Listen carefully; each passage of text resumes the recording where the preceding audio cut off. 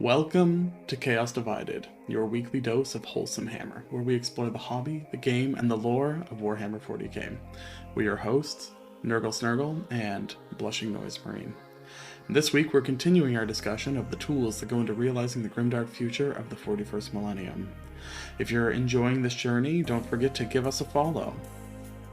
We hope you'll enjoy this continuation of our discussion from last week, and if you haven't had a chance to check that out, that's looking at the tools of the hobby of the grimdark future. So we hope you enjoyed both parts of this. It got pretty big in the end, and we're going to jump back into it.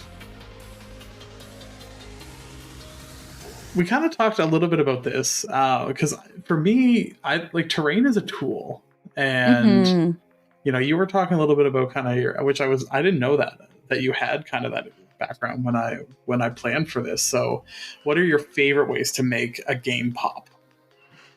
Like the terrain itself? Like the game board. Think of it like yes, you have your buildings and they're painted beautifully, but if you just put, say, these box sets on the table, there's still some things missing. So I love to add, say, you can call it garnish. You can add like pebbles and rocks, a little brush there, little dumpster, or just like anything to really beautify. Some skulls, of course. Can't forget the skulls. and or like the fire or the smoke, it just really adds to the table and brings a thematic feel to it. No, I feel like I'm going to know where you're sitting with this. Thematic or practical for terrain.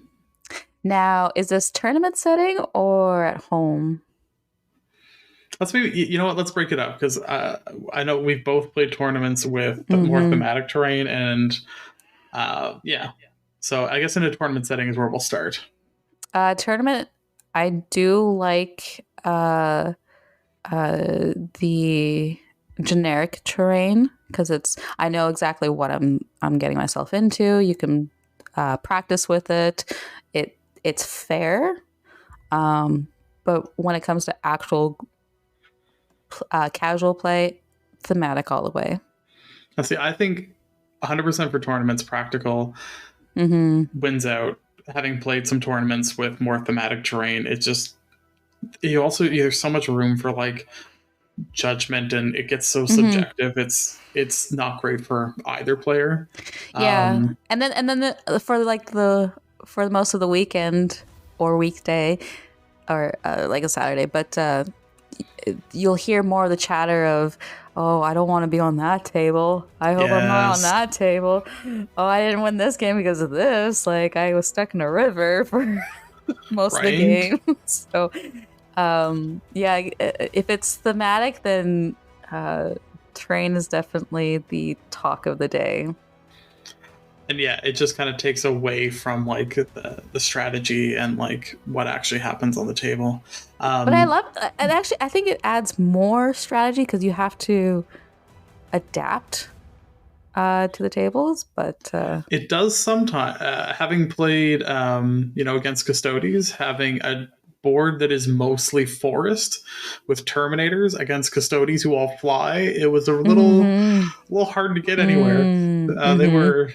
They were waiting for the bus most of the game. And this is where, I think for like your more casual games, or you want that more narrative focus, I think thematic to a point is good. But sometimes you have thematic terrain that's then loses a lot of the like tactical and strategy options.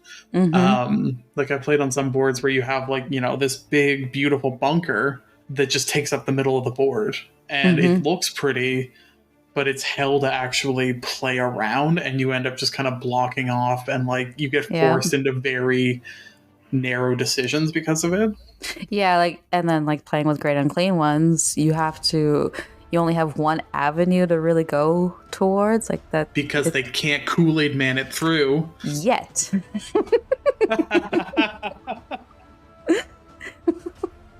I'm going to say that, yet. But yeah, so And then your opponent will see that, and they can play in that. Okay, the only spot you're going to be able to go is there, which kind of and then you feels just spend bad. 3 turns like running through a squad of guardsmen, which is a complete waste of your great unclean one because they know that's the only route you can take. Yep. So yeah. Well. So yeah, I like. There needs to be a degree of practicality. Yeah. It was more like 2-3 turns, like just trying to pivot the corner with the great unclean one. They didn't even need to screen you. Just get lost. Yeah, I'm screening myself because I'm trying to get around this building. Should have taken the left at Albuquerque. Yeah. So yeah, I think there needs to be a blend when you're having those like more narrative moments where like the board still needs to function. Like you can't go too deep in like the thematic, or else you lose the game. And if that's what you want to be doing, that's fine. Like if you're trying to set up a very specific thing, like if you're trying to recreate something from a book, or like you want to create a moment, maybe that makes more sense. But if you're just trying to have like a more casual game with like a little bit more, fluffy elements to it, I think you still want to make sure that like you and your opponent can actually like operate around it. 100%. And if you feel like, say if you are going to a tournament that is thematic and you feel like, hey, my big boys don't fit, communicate with your opponent, and most of the time they'll be happy to move terrain around so it is fair, because everybody wants to have a fair game, at least most people. Yeah, I think if you're a Knights player, that you just live in that world. Well, they can just sit and shoot, so I think Chaos Knights are mostly melee, so not so much. The War Dogs, but they're small enough they can get through. There's the big one with the lashy psychic-y one. That one's also the Abominant. Yes. Yeah. There's big knights and small knights in my mind, and I call most of them armigers. So and then there's bigger knights. Right. There's the biggest knights, which are hard to tell the difference between the big ones sometimes. Yes. Like I struggle with the knights. I mean, I also still call Space Marines by all their like firstborn names. I'm like, oh, that's a Devastator squad, and they're like, oh no, it's an Eradicator, and I'm like, is it? Maybe.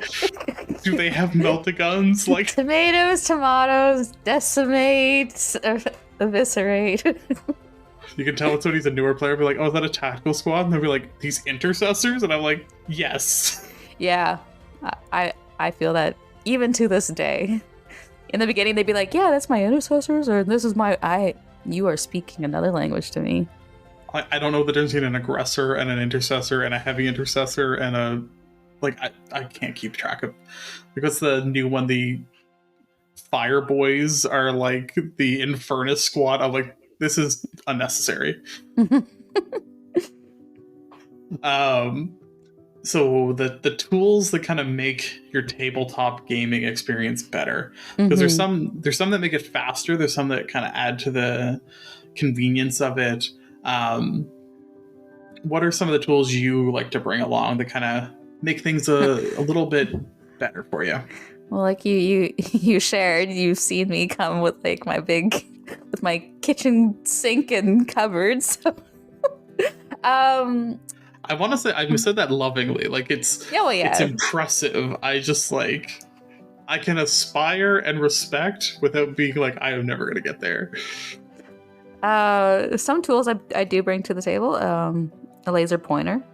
I think that's very important when you come to shooting. Even like demons don't have that much shooting, but it's really nice to have, because you may face an opponent that does shoot. So being able to see line of sight is very important on the table. It can make those hard decisions that much easier, and you're not asking the TO to come over kind of thing. So that's very important.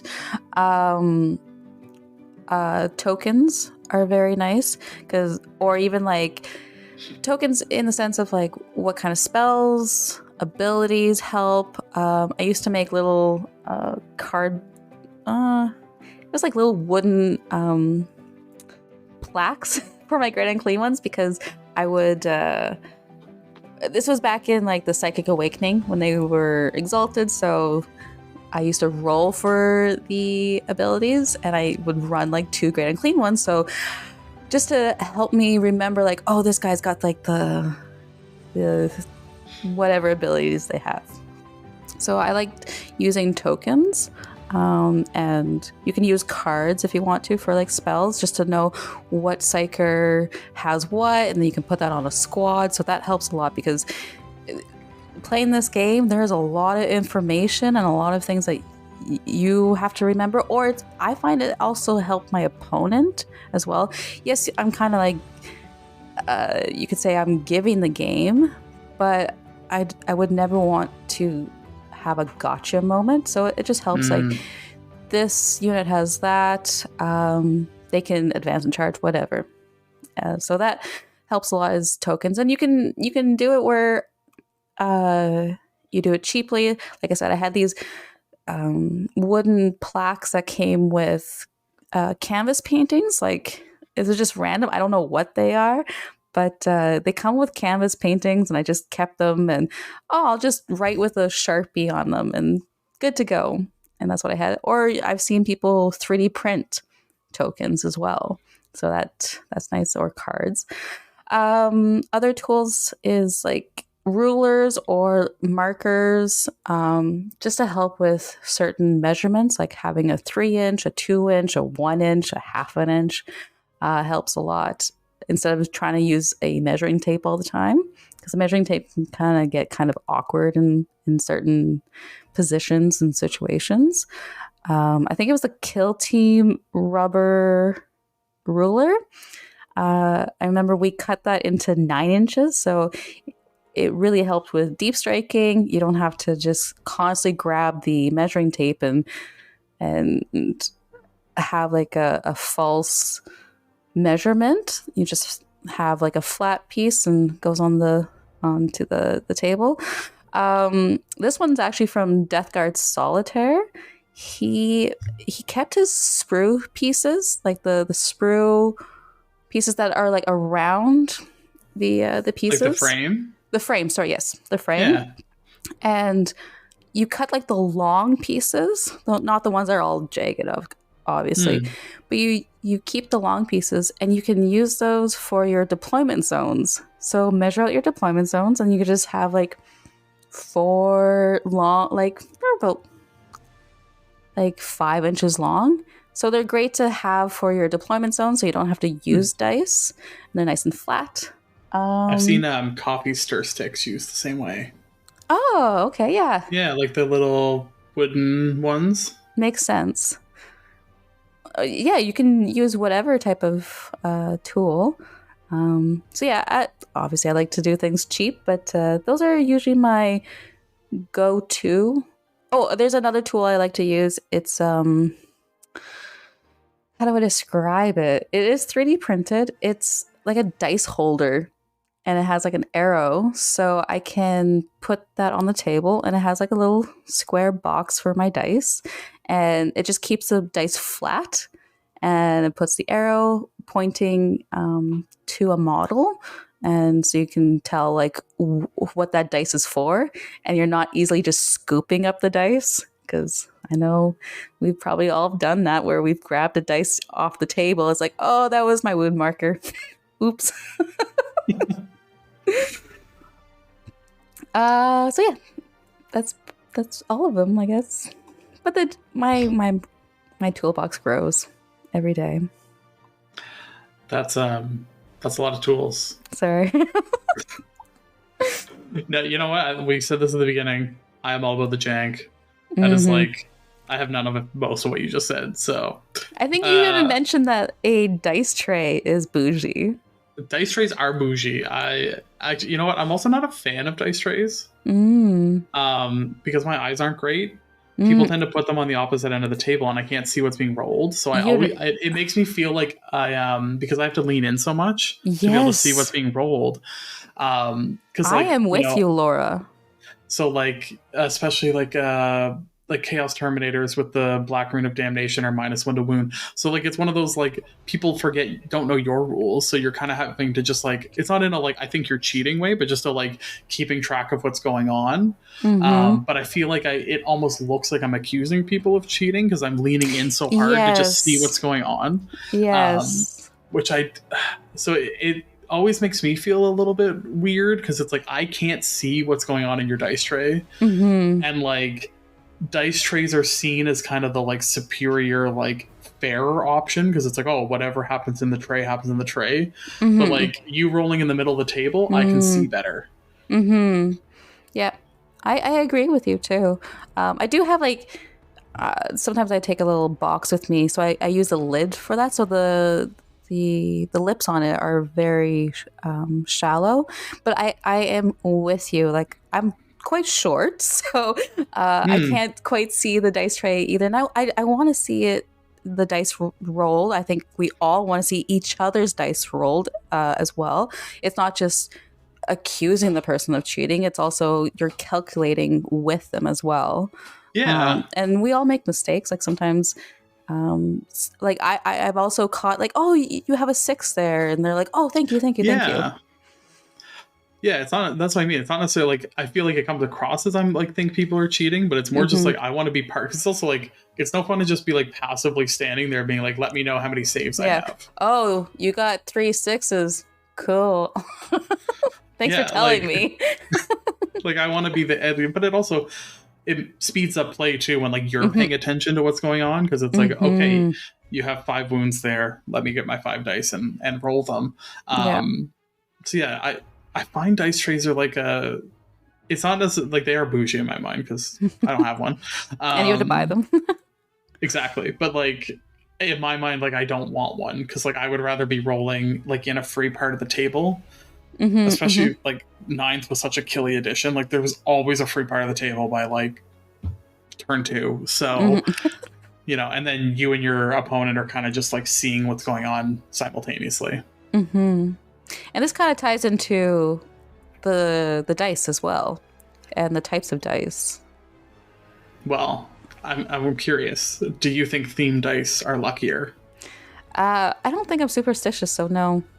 But I think it feels good. I think like I know, for example, Basement Wargaming from Tyler. He used to come on Ras Reach, and there's this lore behind this single dice, and it was blue, and he called it Boy Blue, and he only rolled it for initiative, and he always won. It always gave him exactly what he wanted, and he took it home and he'd put it on the shelf, and then he'd bring it back, and it was just a little, it became its own character. So perhaps. Let's see. I have a single Ras Reach die. And that is my, I guess, Boy Blue. And I use it when I want to go first, and she don't let me down too often. Yeah. Okay. So yes, some dice are lucky. In a whole. Okay. You know what? I'm taking back everything I said. They are lucky. Like I have Tau dice, and they are great in the. They usually get their charges, and they're great in the melee phase, and they're awful in the shooting phase. Like whatever the distribution of like rolls are, so it's like they're great to use with my Emperor's Children, and they're terrible to use with Tau. It's like they know, like right? It's weird. Like I can roll all kinds of 11-inch charges with them, but can't hit with a hammerhead. But this can also go into visibility of your dice as well. Is very important. Do not use white dice with white dots. Don't use the Necron dice. I will say those are the worst dice. There's a few of them that are bad. If I have to calculate each dice to figure out what that number is, get it out. Like I should not have to count on the dice to understand what the number is. That's just too much. It should be readily apparent. And yeah, a nice contrast. Like the Tau dice are white and red. Yes. So it's like very contrast, obvious. Yes. Yeah. I think Chaos Knights, those dice are rough. They're like an orange with like gold. Oh, so they blend together. Yes. That's it. Like, sure, you can see it from 2 feet away, but your opponent that is at least 4 to 5 feet away, like, cannot see it. It's unfair. I'll put that controversial take out there. Like, Yeah, I think, well, and it slows it down because it's, you get back into Yeah. that passive, like, what did you roll? exactly. And like, especially when they pick it up and you're like, oh, I didn't get to see what you rolled. What was it? And then within those couple seconds, I'm sure people forget what it is anyway. So yeah, it's just, it does create some feel bads. Yes, like you said, contrasting. If it's like, I find black with white dots, great. Orange with black dots, great. Orange with gold dots, get out of here. Now, and I do use, because I only have so many big dice that I like, D6s that I have. So I will sometimes mix in, especially if you're rolling like a lot of dice, some of the small ones, but I do prefer the bigger dice as well, because again, they're easier to see. But just from like a logistical standpoint, trying to roll like 30 dice, you eventually run out of room in your hands. Here's a little tip that I use. I have like these little boxes that I got from the dollar store. I pre-count, and I tell my opponent I count before each game just to make sure. I pre-count my dice in each box, so I'll have a 30, a 20, and then I'll have like a 10, but that's like separated into 5 different colors. Like they're all a certain color in each box. And so if you know that you're rolling 36 dice, you can pick up the 30 and then count 6 and then roll that. It will help the timing of your game so much, because nobody wants to sit there and listen to you count 1, 2, 3, 4, 5, 6, 7, like, and doing that multiple times. So that is, I know I've said it before, but I'm saying it again. That is a tip for you. You know what? I wouldn't have thought about that until getting like a set of themed dice. I have 20 Tau dice, so it's like if I grab them all, I know it's 20. Exactly. And it does cut down on some of those bigger rolls where you're like, okay, I know how many more I need, or I need 16, take out 4. Like, 100% agree with that. You're not getting labeled bougie on that one. That's fancy, but it's not bougie. Can I ask you it could be a controversial question.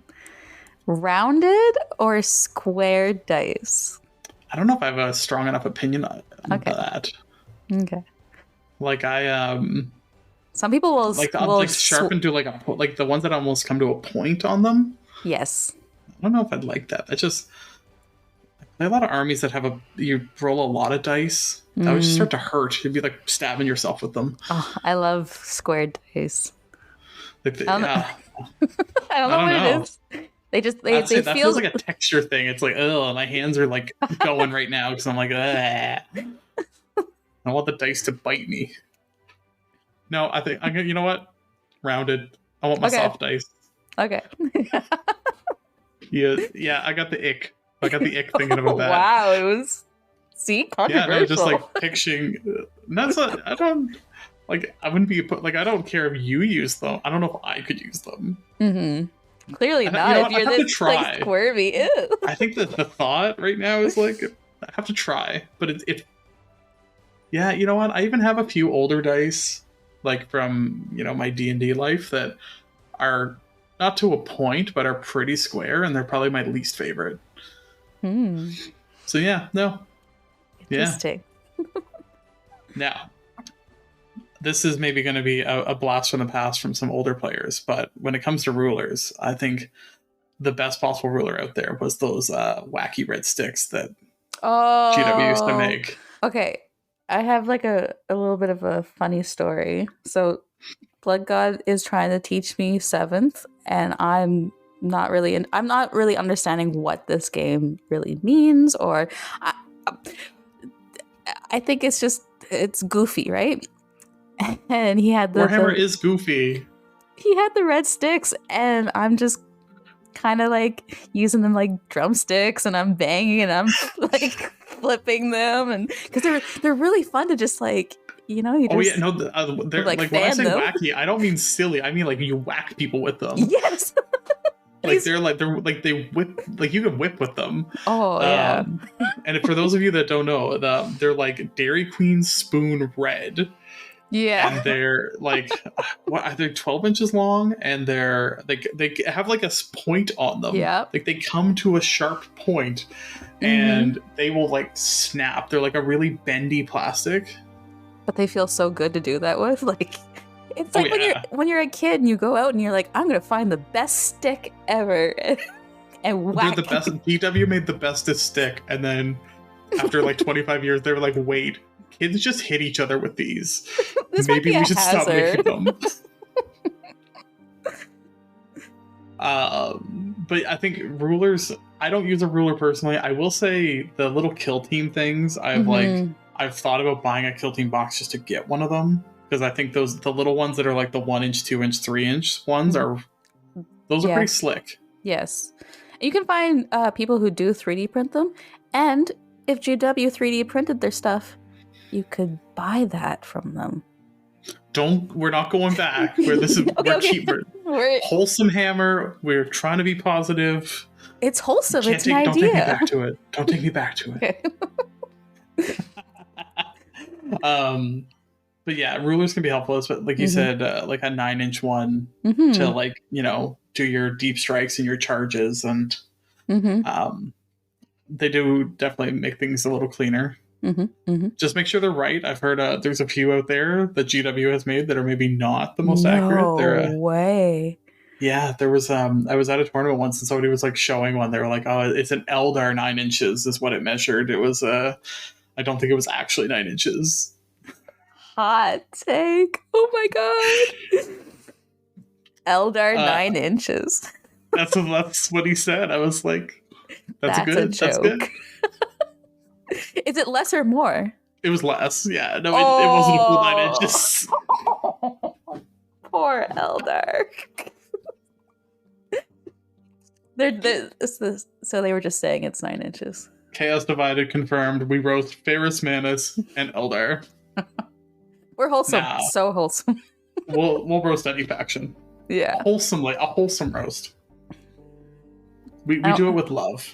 Yes. I don't even think I could roast Nurgle, but I could roast Nurgle, so. And I'll allow you. I'll allow. Actually, one thing that I do use is a tray. I think that's super useful for like a tournament setting, like getting your army just from spot to spot. Now, I do not have a magnetized like bases, and it is like a kitchen party serving tray I use. Like it's not super fancy, but that is I think that is very useful rather than trying to like run a bunch of models back and forth. See, I don't use a tray. You pack everything, but you have like a really like slick carrying case. Yeah, we do. Everything fits really quickly in there. I've seen you like you put everything back in, and it's like as I go too. Yeah. Like I use an old Citadel like carrying like suitcase almost that's like the multi-level foam, and it's like putting everything back in there is a pain. Yeah. When I played Disciples of Bellicor, when I had all the horrors and the bloodletters and plague bears, for one tournament I took, I don't know what they're called, but it's like those shelving things. It was quite small and had like 3 drawers. So when I was done with my horror, they kind of just chucked them into a drawer and just carried it that way. It worked. No, this is something we saw at the last GT in Halifax, but the little push carts. Oh, yes. That looked pretty slick. That was at Mork's. The first time I remember thinking it was the most recent one, but you saw Nick's, yeah. But he got that from Mork's when we were there. Okay, I didn't notice anyone using it. Day 1 guy, he didn't come back for day 2, but yes, from IKEA. It's excellent. Like it's 3 levels on wheels. You can have your first 2 levels, your armies, and then the bottom level can be all your tools, and you just push it to your next table. It's excellent. And I think it is magnetic as well, so if you do have magnetized bases, it will all stick. That was one I was like, you know what? I wouldn't do it. I love the jank, but I get it. Yep. especially like if you're playing guard or I think Nick was playing Gene Stealer cults, like Yes. Yeah. very like small model heavy armies. Mm-hmm. 100% like Tyranids would see it being super useful. Mm-hmm. It might be the new thing because, like, honestly, to just wheel it to your next table. Because there's been times where I have, like, yes, the carrying case, my books, my backpack, and it just gets too much. And I have to take several trips back and forth. It's true. That second day when you're like tired of being on your feet, it's those walks back and forth where you're just like, I'd rather be sitting. Yep. Now, carrying case, I talked a little bit about mine, but I think I think have one of the like nicest ones out there for your army. Like I think it makes total sense for you. And I've seen like the like if you have knights or something, kind of the box ones. Yeah. So like what are some of the kind of nice carrying cases you've seen? Definitely like what you're talking about. It does depend on what army you play. So we have the case that we have now is probably about 10 years old. It's the big, thick, deep one. I don't really recommend it too much because like it doesn't have the slot, like the individual slots. You kind of have to weave your models in. So I have broken some models because of that, but it's great for big monsters. I did purchase a just generic carrying case from Amazon, and this was to go to mini wargaming, and it had a bunch of individual slots and you could just pluck out the foam. That came in handy. It's very cheap and affordable. And then we have like the briefcase that you have as well, but that one's very heavy duty. Like it's you like it would be helpful if you were on a plane, I think. Like it's honestly heavier duty than I need for 99% of the travel I would do with a miniature. But it's really like it's actually quite slick and like it's not too bulky, so you can just easily fit it in any space. The only struggle with it is like a lot of those were designed for like older models, so like I struggle getting like Abaddon in it, the new Demon Prince, where they're just like they're very like thick boys almost, like they take up a lot of space, whereas older models were more compact. Even like Terminators, I struggled to fit them in there. They're built more for like the 28 mil bases and like the 32 cultists and mil. poxwalkers. So like Legionaries will fit in there, but like once you start getting bigger, it gets a little bit rougher. So like I said, like each case is gonna kind of do its own job. Yeah, and then like vehicles are a tough one to fit in any kind of case, I think, unless you have like a big stand-up one with compartments. But yeah, definitely like you almost need to tailor your carrying cases to your army. For sure. I agree. I've always wanted like a makeup type of suitcase. Like I wish I could create something like that or find something like that where it has compartments and you can fold it out.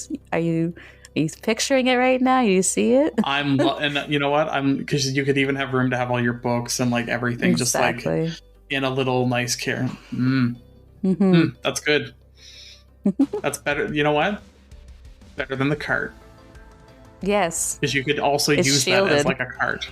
Yeah, exactly. No, that's a good idea. I'm liking that. Now, gaming, hobbying, obviously tools, there's obviously tools for that. But I did want to throw in a little bit about the lore, because there is some tools that make like handling the lore easier, because as we talked about in our lore video, Warhammer's a big topic, and there's a lot going on. There's a lot to deal with the lore. So I'm going to give a little bit of the magic out of the bag. I don't read all of these quotes that I pick for the episodes. Yes. I'm not that good. I use like Lexicanum fandom pages for quotes. Mm-hmm. And honestly, there's a ton of great stuff out there if you're trying to like do a deep dive on a character or a battle or a campaign. Like you want to kind of get the idea of like what's going on, and that'll usually lead you to like the books or the codex or rule book where it was discussed.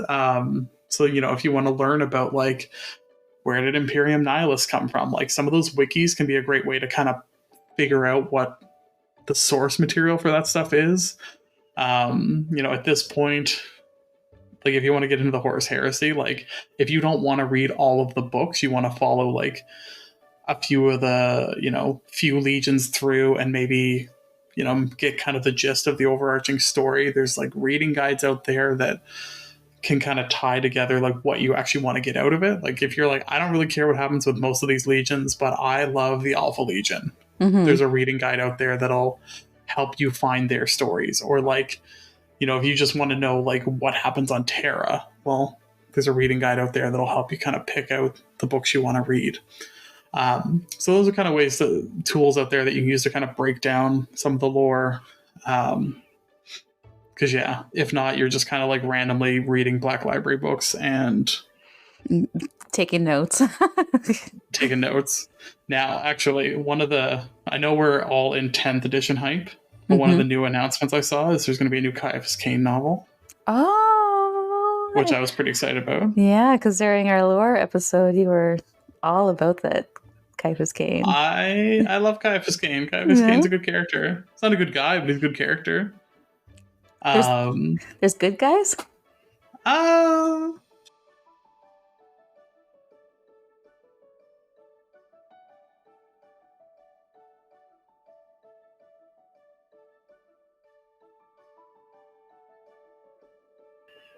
Like Farsight is like well intentioned. He doesn't know the Dawnblade is like chaos and sucking the life force out of people. But his heart's... there's a few better characters. Yeah. I don't know if they're truly good, but they're better. Like there's no good guys in 40K or like good factions, good like, but there's a few like decent characters that are not complete trash. And I think Caiaphas Cain, he's not trash. Yeah, like he's a commissar that doesn't just like needlessly have people killed. Mm-hmm. You know, he's trying he's trying to make the best of a bad situation. Yeah. We need more of that. Less Grey Knight, more of that. Yeah, Grey Knights are, yeah. I don't know if I've actually read a Grey Knights novel. It'd just be like, kill the heretic, kill the heretic, kill the heretic. The end. That sounds worse than Ultramarines. That sounds more Ultramarine-y. That's like even Gulliman would be like, you guys need to like get out a little more. Oh, I'm sorry. For the Emperor, kill the heretic. The end. You know, one of my favorite parts of the Emperor's Children is... What's that? You know what their battle cry is? For the Emperor. It's for the Emperor. Yeah. I think that's hilarious. Because you know they say it so sassily too. They're like, for the Emperor. Like, okay, you are a noise marine right now. Give me a battle cry. For the Emperor. Beautiful. Loved it. Clip that. That should be our new intro. For the Emperor. Love it. Awesome. Well, is there any other tools we want to talk about today, or are we... I'm tooled out. I'm just kidding. You're tooled out? You did mention in the very beginning of one of the things you saw me take was a tablet. If you have access to it, it helps with keeping track of your games. So I prefer something more digital than pen and paper for my games, but that's pretty much it. Again, actually, you know what? I'm hoping they're going to update it for 10th edition, but the Tabletop app? Battles app, it'll work on a phone too. You don't need a tablet for it. I know it's more accessible on a tablet. 100% recommend. So much easier, especially with 9th. It had all the like sub faction Yes. Did all stuff your in it. So calculations and did all your reminding, and even did you take a picture reminder? I mean, I haven't turned that on, and maybe I should. Maybe that would get me better at taking pictures. Because anyone that's looked on my Instagram will see I take a single picture of a battle and then try and explain what happened for the whole game out of it. But no, that's a 10 out of 10 easy. Like, if you want to make your games easier, faster, download that app. And I think it's run by Goonhammer. Yep. So I'm assuming it's going to get updated for 10th. Like, and it's free. It's just, yeah. That's a hands down easy win one. I think it'll even do Tempest, so I'm assuming with 10th it'll have all the like random cards and stuff in it. So oh, neat. So that's one of the more interesting developments out of 10th. That's a great point, because that's such an easy win. What will be interesting is, because obviously we used Battle Scribe, which is not associated with GW at all, but that was a great army building app. Now, rumor is it won't be compatible for 10th edition. It will be interesting to see what Games Workshop builds, or if there will be a replacement. But having an app to build an army is also a fantastic tool to have. Having, done in the past the pen and paper, and when I came back, so that first GT I played, I told you that was my first game. I built an Excel spreadsheet that had my army. So that's how big of a nerd I am. But yeah, I hope the GW app is functional. Yeah, and free. Please. They keep saying free, and then they keep announcing new products. So they're like, oh, the data cards are going to be free, but you can also buy them. And I'm like, well, what? Which one is? Why would you buy them if you're going to update them and change them? I don't understand. Why are we doing this? Are you going to be expected to have them printed out? Like, that's the other thing. Like, most GTs, like, you have to have the codex, even though half the codexes aren't right. Yeah. Like, or even like the Forge World books. It's like, yeah. Like, are you going to be? That was a lot of heavy lifting for 9th edition. Lots of books. Yeah, I mean, the data sheets should hopefully make that easier. But are you going to be expected to have them in physical format? Like, those are kind of some of the nuances that I don't think we know yet. And maybe one of the tools of the future is going to be a binder, which feels like we're kind of going backwards, to be honest. I'm not too, like, when they've had the first GT book with a bind, I really liked that, because then you can kind of fold the pages over. But a binder, yeah.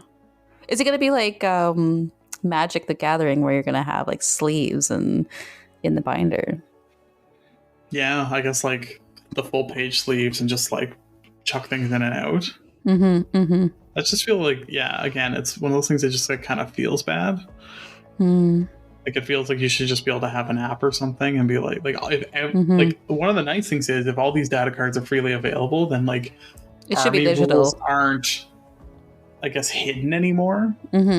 Yeah. Like, you can know what your opponent has and what they're doing, and you can, like, if you want to look up what the big thing is, you can confirm it. You don't just have to like trust it or like have them find a page in a codex. Yeah. So that will be nice, but I am keeping my mind positive and manifesting that goodness, and it will happen. Honestly, from what I've heard, the Sigmar app is good. So I feel like if they can do that, I have no reason to think their app's going to be bad. I use the current 40k app. I don't use it for army building, but I use it as like my reference at tournaments. And I'm sure like they've obviously have heard, like, it's not just recent that people have said that the AOS app is better than the 40k app. Like, this has been going on for a couple of years now, so I'm sure they've heard that. Perhaps they've talked to the developers of the AOS app and they're gonna marry it, so let's just be hopeful and it should be good. Well, and I think the army construction is going to be simpler for 10th. So it's not going to be as complicated. You're not going to have as much verification and validation issues. Like, that's what I think Battle Scribe was better at, was, oh, you did this wrong on this unit. Here's your orange eye. Anyways, I think we're getting long in the tooth at this point. So thank you for joining us. Don't forget to subscribe to Chaos Divided, and you can find us on social media at Nurgle_Snurgle. I said it right this time. Woo-hoo. And at BlushingNoiseMarine. And until Sounds next great. week, bye-bye. Ciao for now. Aww.